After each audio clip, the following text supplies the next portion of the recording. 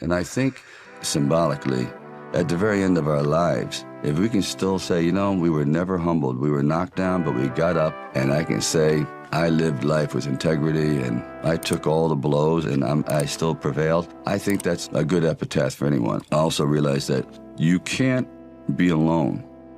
To really succeed, no man really is an island. And I think, personally speaking, that's happened to me too. When you find the right components in your life, the right people that gel with you, then you feel as though you're invincible. It may be a fallacy, but you at least feel as though you can take all that life has to dish out. I had like $106 in the bank, and like I said, I had to sell my dog, and things were not looking very, very good. My $40 car had just blown up, so I was taking a bus to work, but still, it didn't matter. I wanted to stick with it. This guy, as a young man, had a dream to become a big movie star, to come to Hollywood, and to become a great director and producer and a writer, and all those kind of dreams he had. Of course, everyone told him it can't be done. But, you know, he wouldn't take no for an answer, and he moved across from New York to Los Angeles to Hollywood. And of course, one day, after struggling, like we all do in the beginning, to get into TV and into movies, he had this idea of writing a script. And in longhand, he wrote this script, which was Rocky. The rest is history. I truly believe, and people throw the word around dreams, it's all about dreams, you know, and by the way, dreams cost nothing, they're free.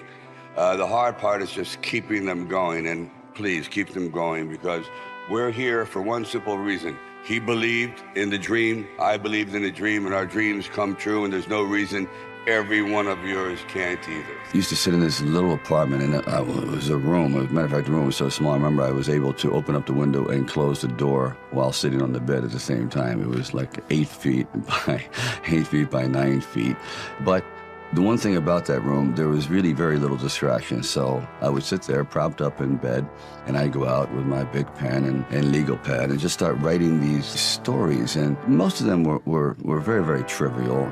There was something about the process of unrealized dreams. I was always brought back to this subject because I think it's one of the most enduring subjects and one of the most difficult passages for people to accept, that they never were realized in their own lifetime, that they just didn't get that shot. I decided it was a time to come to California. So I went to California, and I moved in the Valley, and things weren't going very, very well there. As a matter of fact, I had to try to sell my dog because he was either do that or he just was not going to be very well fed around the house. And then one night, I went to see Muhammad Ali fight Chuck Webb. For one brief moment, this supposed stumble bum turned out to be magnificent in the fact that he lasted and knocked the champion down. I said, boy, if this isn't a metaphor for life. His entire life crystallized at that moment. He will be remembered for all eternity, at least among the fight fans. He did something extraordinary. Now that is probably what I need as a catalyst for an idea. A man who's going to stand up to life and take one shot and maybe go the distance. So I started to write. I first met Bob Shardoff and Irwin Winkler, and I believe I was there on a casting call. So we're talking a little bit, and I guess I really wasn't right for the acting part. And on the way out, I said, oh, I don't know if it matters, but I do a little bit of writing. He goes, really? I said, well, he goes, well, bring it around. I thought, if I hadn't stopped on the way out, you know, that's why I tell all actors, don't give up, keep talking. Eventually you might hit a nerve somewhere and they go, come on back. And if they didn't say, come on back, or bring it later and let's see what you've developed, I wouldn't be sitting here. So I have to give incredible credit to their insight and their patience, and they're willing to take a chance, which it doesn't exist much anymore, unfortunately. Originally, when I brought the script to them, they were fairly enthusiastic about it. The one thing they were not enthusiastic about was me playing the part. The story about you not giving them the script without agreeing to you starring in it, that is true. Oh yeah, definitely. It was just one of those crossroads situations that every artist faces early on. Go left, go right, and if you make the wrong decision, you sometimes regret it forever. And I just knew I wasn't a very good student, but I decided I always understood dialogue, whatever, so I wrote something that I know I could do, that I could feel good with, and that could show everything that is possible in my repertoire. It was one of those things where you really roll the dice, and it paid off, but it was a big long shot. But there was something inside of me that you know, this opportunity is never going to come around. And I really wasn't used to money, and I had no idea of what I would be missing. But the temptation started to come forward. First, it was $25,000 and $100,000. I go, well, I never heard of $100,000 because I had like $106 in the bank. And like I said, I had to sell my dog, and things were not looking very, very good.